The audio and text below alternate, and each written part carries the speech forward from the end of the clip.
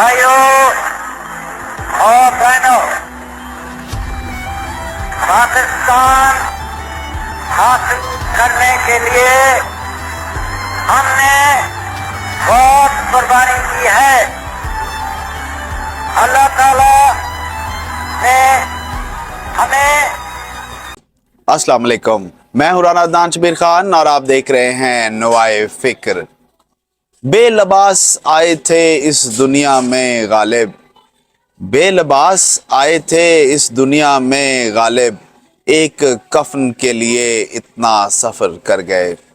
Organised crime and corruption reporting project ने 6 माह के तफ्तीशी प्रोजेक्ट पर काम करके दुबई में गैर मुल्की अफराद की जायदाद का पता लगा लिया है और इस प्रोजेक्ट का नाम है Dubai unlocked, a global investigation into Dubai property ownership.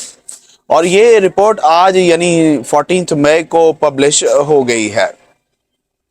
इस रिपोर्ट में पहले बताया गया है कि दुबई मीटिंग पॉइंट है उन मर्दों और औरतों का जिन पर दुनिया के मुख्तलिफ मुल्कों में करप्शन और डिफरेंट क्रिमिनलिटी के इल्जामात हैं, जिनमें मनी लॉन्डर्स, ड्रग लॉर्ड्स, करप्ट सियासतदान और उन सियासतदानों के साथी कारोबारी शख्सियात शामिल हैं। दुबई अनलॉक्ड एक ऐसा इन्वेस्टिगेटिव प्रोजेक्ट है जिसमें दुनिया के 70 से ज्यादा मीडिया आउटलेट्स ने हिस्सा लिया। पाकिस्तान से द न्यूज़ के इन्वेस्टिगेटिव जर्नलिस्ट उमर चीमा और फरख दुरानी भी इस प्रोजेक्ट का हिस्सा थे। चलते हैं अहमद के पास और उनसे इसकी डिटेल्स लेते हैं। जी अहमद। जी अस्सलाम वालेकुम राना साहब। 23,000 प्रॉपर्टीज़ हैं, कुछ 17,000 पाकिस्तानी हैं, इंडियन इससे भी ज़्यादा हैं, जिनकी दुबई में प्रॉपर्टी निकली है, नाम सामने आए हैं। बड़ा इंटरेस्टिंग सिचुएशन ये है कि पाकिस्तान के 2 बड़े इदारे हैं अखबार, एक डॉन अखबार है और एक जियो है। जियो ने जिन लोगों के नाम ऊपर रखे हैं वो सारे के सारे इस्टेब्लिशमेंट के लोग हैं, जनरल मुशर्रफ, उनके साथी, फलां फलां फलां, जनरल बाजवा, उनके बच्चे, ये नाम उन्होंने रखे हैं। और जो डॉन अखबार है उसने सियासतदानों के नाम ऊपर रखे हैं, जिनमें जरदारी साहब की पूरी फैमिली है, नवाज शरीफ साहब के बच्चे हैं और इसी तरह बाकी ढेर सारे, सनाउल्लाह ज़हरी, अख्तर मैंगल से लेके सेंटर वावडा है और बाजवा साहब, जनरल बाजवा साहब, उनके बच्चे, मोहसिन नकवी की बेगम, सिंध के इंटीरियर मिनिस्टर शर्जील मेमल जो 5 अरब रुपए मनी चेंजर एक लेके गायब हुआ, उनके बाद में पता चला जरदारी साहब के पास ले गया और फिर वो उनको जरदारी साहब नाराज़ रहे, उनको अंदर भी रखा। तो ये वही शर्जील मेमन साहब हैं, ढेर सारे नाम, साद रफ़ीक साहब, बला बला बला। अब अर्ज़ करने का मकसद ये है कि राना साहब ये सारे नाम लीक करके पनामा से ये केस शुरू हुआ था। ग्लोबली मियाँ साहबान के नाम भी शुरू में रहे हैं इनमें, और उनके वो लतीफ़े कार्टून, सारी चीज़ें, करप्शन पूरी दुनिया को पता है। और फिर उस करप्शन को माफ़ करके दोबारा इक़्तिदार में भी लेके आए हमारी इस्टेब्लिशमेंट। चलें ठीक है, मजबूरी ये है कि मुल्क तो इन्हीं ने चलाना है, कारोबार भी इन्हीं ने चलाना है। IMF जिनसे हम लोन लेने जाते हैं वो फिर इस चीज़ का मजाक उड़ाते हैं, वो फिर इस चीज़ पर रगड़ा लगाते हैं कि आप टैक्स लोगों से लेते नहीं हैं, अपने लोगों को छोड़ देते हैं। और इस तरीके से ये कह लें कि एक किस्म की मिस इंटरप्रटेशन है, आपके अपने हवाले से है।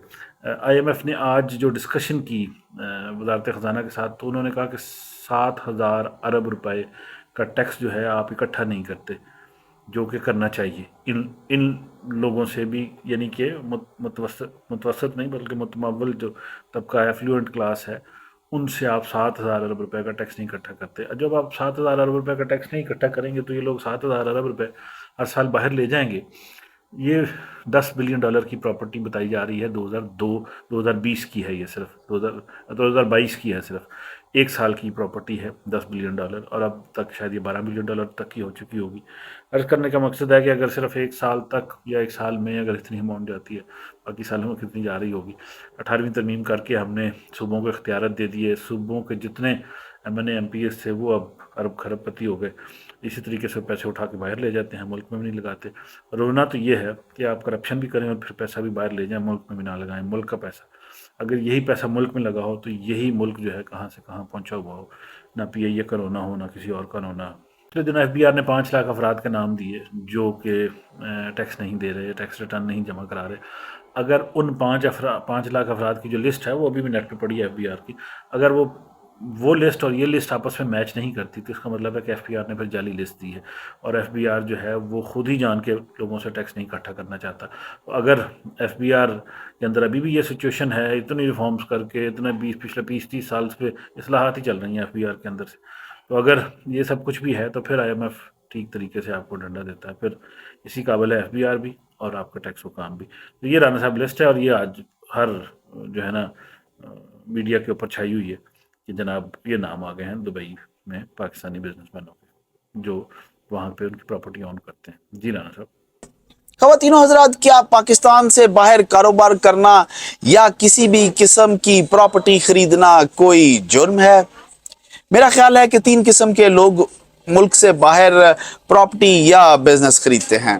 پہلی قسم میرے جیسے مزدوروں کی ہوتی ہے جو 7 دن 18 گھنٹے دیار غیر میں محنت کرتے ہیں، اور جب بڑھاپے میں داخل ہوتے ہیں تو ایک آدھا گھر یا فوڈ فرینچائز یا کوئی گیس اسٹیشن کے مالک بن جاتے ہیں. دوسری قسم ان لوگوں کی ہے جو کہ بہت کم نمبر میں ہیں، وہ ہیں امیر کاروباری اور فیوڈل طبقہ جو اپنے لیے اور اپنی اولادوں کے لیے ایک پوش سیکنڈ ہوم یا سیکنڈ ڈیسٹینیشن کو سیکیور کرتے ہیں. تیسری قسم ان بدماشوں کی ہوتی ہے جو میں نے اپنے انٹرو میں پہلے ہی بتا دیے ہیں. تیسری قسم انفارچونیٹلی جب سے میں نے ہوش سنبھالا ہے ہماری اسمبلیوں میں بیٹھی ہے، اور وہ اپنے کالے دھن کو بہت خوبصورت اور سیکیور طریقے سے ملک سے باہر پارک کرتے ہیں.